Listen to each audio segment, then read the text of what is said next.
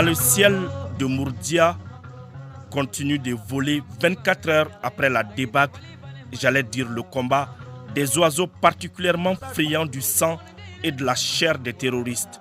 Les deux choses les mieux servies hier.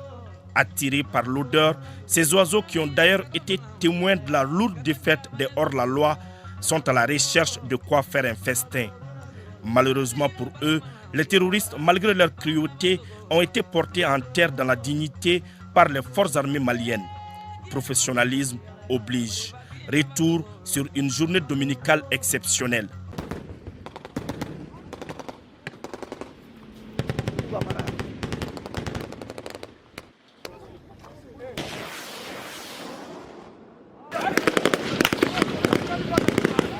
Le dimanche 26 mai 2024, vers 4 h du matin, les combattants de la Katiba Massina se sont attaqués au poste des Famas de Mourdia. Une attaque complexe, difficile à contenir pour le commun des mortels, mais pas pour des extraterrestres du combat, des Manitous de la contre-attaque et les timoniers de la discrétion.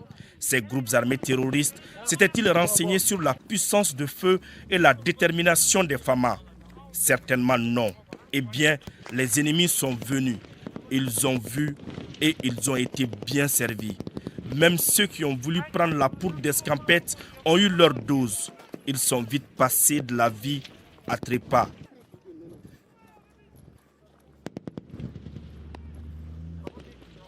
Quel combat, quel engagement, leur professionnalisme. À nous la victoire. Oui, une victoire comme le dirait l'autre, très propre aux grandes dames des sponsors et autres parrains des groupes armés terroristes. Le bilan est assez lourd, et même très lourd. L'on se demande s'il y a eu même des survivants. Plus d'une centaine de terroristes tués et des matériels de guerre récupérés. Bien équipés, les hommes de la Katiba Massina avaient face à eux des militaires aguerris qui évoluent en toute autonomie avec comme objectif la défense de l'intégrité du territoire. Au lendemain de cette victoire éclatante, les dégâts sont encore visibles. Sur les bacs à sable de protection, on peut constater l'impact des balles, mais aussi les dommages causés par l'explosion d'un des véhicules kamikazes. Les débris de certains véhicules calcinés ont été projetés à presque 100 mètres. Tout d'abord, permettez-moi de m'incliner très pieusement sur la mémoire de nos camarades disparus, tout en souhaitant propre rétablissement aux blessés. En effet, l'objet de cette visite était de venir féliciter ces hommes, ces braves militaires qui hier ont remporté une victoire éclatante et décisive sur l'ennemi ici à Mourdia. Après avoir félicité ces hommes, nous les exhortons à plus de détermination, à plus de cohésion, à plus de discipline, à plus d'engagement, afin d'éviter toute surprise. Car lorsque vous infligez une telle correction à l'ennemi, il est naturellement animé d'un esprit de revanche. En outre, nous les invitons à coopérer davantage avec les populations civiles. Populations dont on a toujours bénéficié de soutien et dont le soutien nous est indispensable dans l'accomplissement de nos missions. L'une des plus grandes forces de toute armée est la cohésion. Et les forces armées maliennes sont un cas d'école à la matière. Cette visite à Mourdia, qui se passe dans une très bonne ambiance, en est la parfaite illustration. Une action qui rassure et redonne de la force aux hommes du GTA Nangui pour relever d'autres défis. Nous, notre niveau d'engagement, c'est d'aller plus loin. On est venu ici pour combattre et on va combattre jusqu'à la mort. Je lance un appel à la population qui nous donne des informations pour qu'on puisse traquer ces bandits armés. En tant qu'ils ne nous aident pas, donc le travail est un peu difficile pour nous. La délégation s'est entretenue avec les hommes sur des sujets d'importance capitale.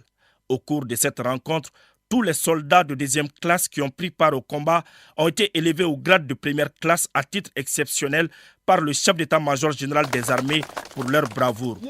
Mais bien avant cela, les visiteurs du jour se sont recueillis sur les tombes de ceux qui ont fait le sacrifice ultime pour la patrie. Un moment chargé d'émotion, comme le disent les Bambara, Deli Faramandi.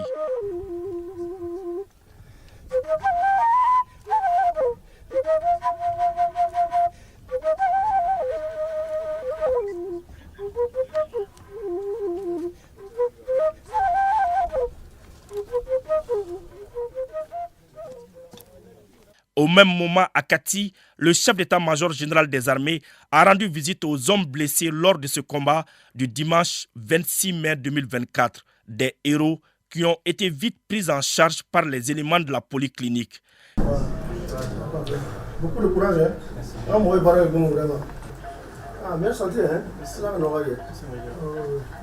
Les malades sont bien traités avec l'assistance de la hiérarchie et mes collaborateurs. Et Dieu merci, vous avez observé, les malades ont le moral et personne ne se plaint. Le Sénégal est très satisfait, ça nous honore. Et nous le remercions énormément pour son assistance à nos côtés. Parce qu'une mission, les moyens, en tout cas nous ne manquons pas de moyens, Dieu merci. Et je pense que les malades aussi, jusque-là, il n'y a pas de plainte majeure.